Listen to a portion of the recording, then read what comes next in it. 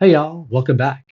It's me, Nico Shanstrom with iChooseRx. And today, before we even get started on our Let's Talk About Drugs, I want to tell you a little bit about something new we got going on in the application.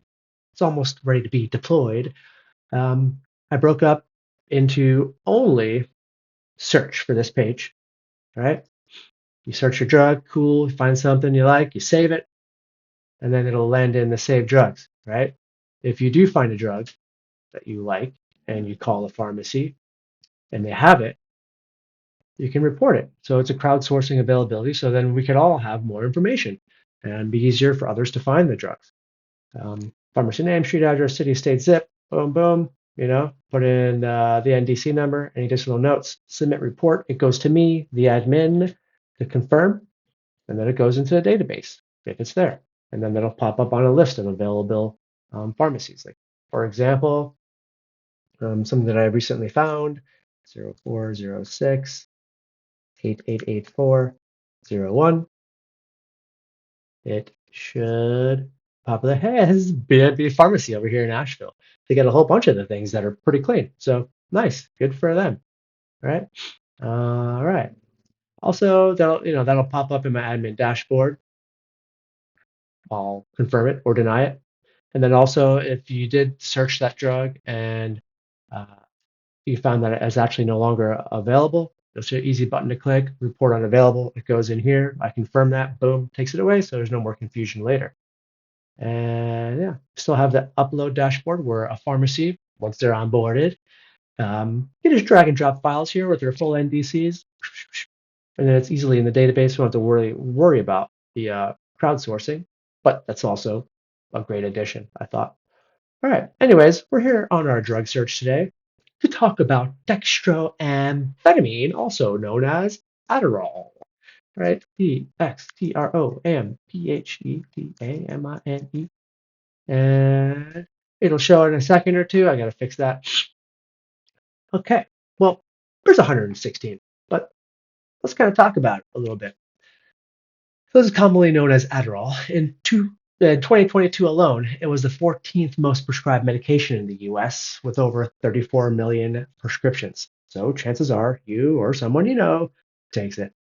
But did you know that many versions contain ingredients that might actually work against the focus and mental clarity this drug is designed to support? Let's dig in. Right. So this is a central nervous system stimulant prescribed for ADHD and narcolepsy. It's intended to boost dopamine and norepinephrine levels, helping with focus, alertness, and impulse control. But what about the inactive ingredients? That's where iChooseRx steps in. Let's run it through our filters, right? The first one, we'll go through artificial colors. Big one, red 40, yellow 6. Like, just why have any of them, right? I don't think there's a need.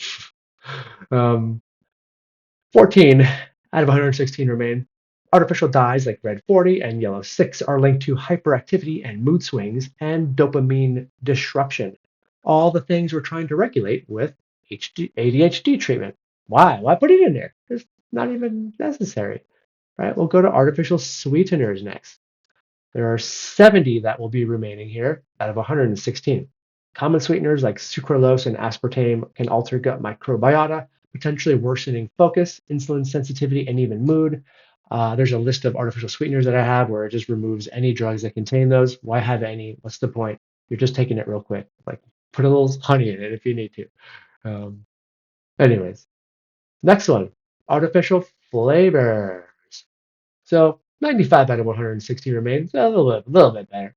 Artificial flavors can trigger behavioral issues in sensitive individuals and may contribute to metabolic disruption. Again, unnecessary additives in drugs that are trying to treat something. Next, we'll go to no preservatives.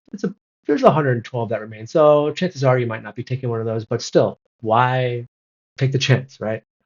Most versions are clear here, but some preservatives have been linked to neuroinflammation and should be avoided if all possible. Just don't. Neuroinflammation when you're trying to help your brain synthesize information. No, just take it out. Take it out. Gluten. Main reason, I mean, some people might be gluten free or gluten sensitive, have celiac disease. but it can also trigger chronic inflammation and gut permeability in sensitive individuals, both of which can impact brain health and focus. You might not even know you're sensitive. Just try to avoid it, right? In your drug, especially. Added sugar, we'll go to the next one. Bleh. 68 out of 116 remain.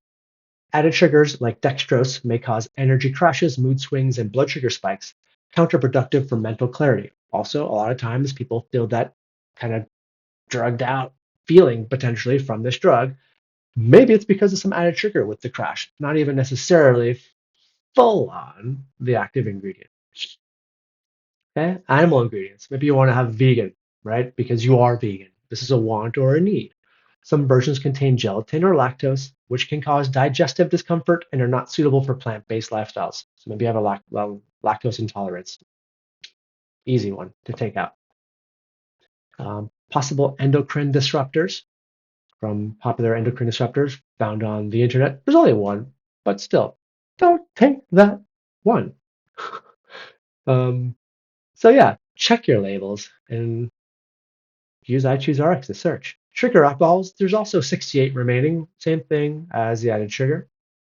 These can disrupt gut health, cause bloating, and may interfere with mood or cognitive performance.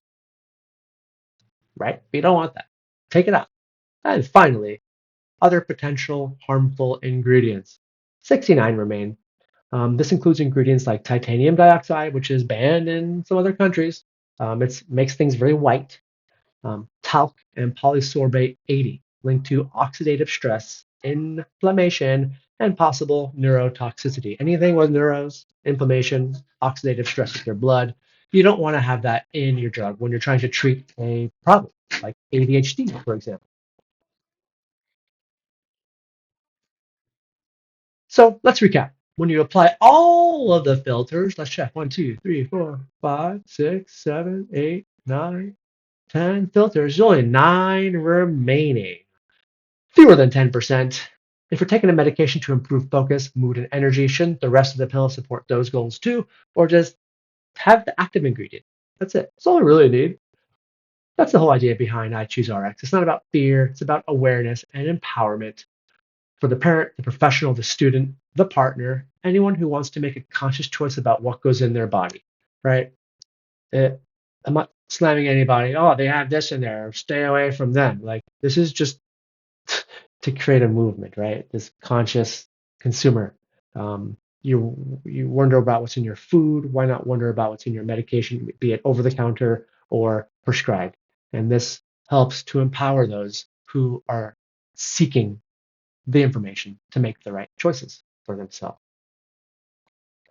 Would you like to find some meds, ADHD especially, that align with your health goals? Head to iChooseRx and filter based on what matters to you.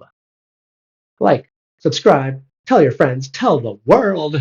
We're here to help. I also take requests, so hit me up if you have any. See you next time on Let's Talk About Drugs.